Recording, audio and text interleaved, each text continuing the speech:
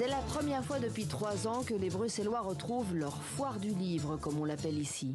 Un rendez-vous très populaire marqué sous le sceau de la francophonie plurielle. Parmi les centaines d'auteurs venus des 4 coins du monde, nous avons choisi 3 autrices francophones aux univers très différents. Une Belge, une Suisse et une Québécoise. La romancière bruxelloise explore dans son 3e roman la vie d'un homme et d'une femme enfermés dans leur existence.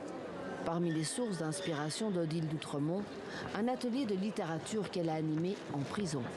J'ai passé une journée avec 50 hommes en face de moi qui avaient commis tous des délits plus ou moins lourds et qui avaient lu mon livre et avec qui on a échangé.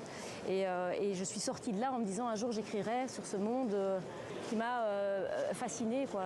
C'était à la fois effrayant ce qui ressortait de cet endroit et à la fois passionnant parce qu'on a peu l'occasion de rencontrer des gens qui sont à ce point blessés à l'intérieur d'eux-mêmes et qui ont à ce point blessé autrui, puisque sinon, voilà, c'est la raison de leur présence.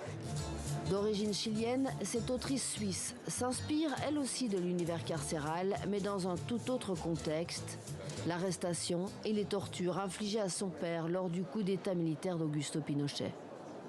C'est un dessin que mon père a fait avec de l'encre de Chine et de la gouache pendant qu'il faisait des études en graphisme en Belgique.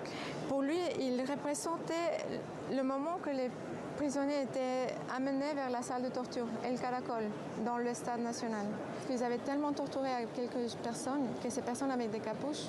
La couverture, c'était une façon... Ils étaient parfois obligés de la porter pour que des autres prisonniers ne le voient pas dans le camp. Cette jeune autrice québécoise s'intéresse également à l'enfermement, mais pas celui auquel on s'attend. Les filles corsaires, prix des libraires du Québec, s'attaquent au dogme des féministes sectaires. Je m'intéresse aux championnes de rodéo, puis je m'intéresse au cycloféminisme, aux femmes qui font du vélo, aux femmes qui voyagent seules. Je m'intéresse beaucoup aux madames, c'est une expression québécoise. On dit souvent ça, madame, pour parler par exemple de nos vieilles tantes, de nos grands-mères. Je m'intéresse à ces personnes-là qui ne sont pas vues comme des héroïnes typiques, si on veut, dans le grand récit féministe, mais c'est des figures qui m'intéressent. 3 visions francophones du monde, 3 œuvres littéraires pour lutter contre l'emprisonnement des hommes et des idées.